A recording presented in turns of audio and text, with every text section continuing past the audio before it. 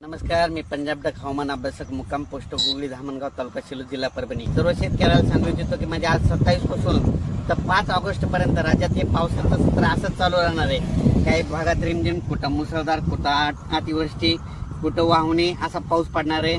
वापसा काही होणार नाही. त्याच्यामुळे जशी सवड भेटेल तसे तुम्ही कामे करून घ्या. आणि परत एक शेतकऱ्याचे सांगायचं की शेतकऱ्याचे काय झालं, खूप शेतकऱ्याचे फोन आले. मग राज्यातले आता धरणं भरणार आहेत का नाही. खास करून सर्व शेतकऱ्याला सांगू इच्छितो की आपलं जायकवाडी धरण म्हणजे मराठवाड्याची तहान भागवणारं जायकवाडी धरण हे धरण भरणार आहे किंवा नाही म्हणून बऱ्याच जणांचे फोन आले.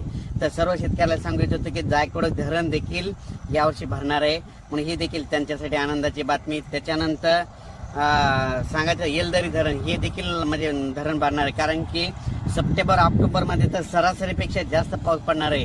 म्हणून हे सगळ्या धरणामध्ये आवक येणार आहे आणि हे सगळं भरणार आहे. आणि शेतकऱ्यासाठी ही खूप आनंदाची बातमी. परत सर्व शेतकऱ्याला सांगू इच्छितो म्हणजे आता हे 27 आजपासूनचा ते 5 ऑगस्ट पर्यंत पाऊस कसा कसा पडणार आहे. तर तुम्हाला सांगतो की कोकण पट्टी तर संपूर्ण त्या भागात पाऊस राहणारच आहे. म्हणजे 5 ऑगस्ट पर्यंत तिकडे पाऊस राहणार आहे. त्यांनी सतर्क राहण्याची गरज आहे. त्याच्यानंतर सर्वाला सांगू इच्छितो की राज्यामध्ये आता म्हणजे पूर्व विदर्भात 6 जिल्हे, पश्चिम विदर्भात 5 जिल्हे, त्याच्यानंतर तो पाऊस त्याच्यानंतर जळगाव, जामोद, जळगाव, तसे धुळे, नंदुरबार, नाशिक, उत्तर महाराष्ट्राकडे जाणार आहे. म्हणजे हे पावसाचा इकडल्या भागाकडे जाणार आहे. म्हणजे आता हे टप्पा आता न पूर्व विदर्भ, पश्चिम विदर्भ आणि उत्तर महाराष्ट्राकडे म्हणजे आता 5 ऑगस्ट पर्यंत पडणार आहे. म्हणून हा अंदाज लक्षात घ्या.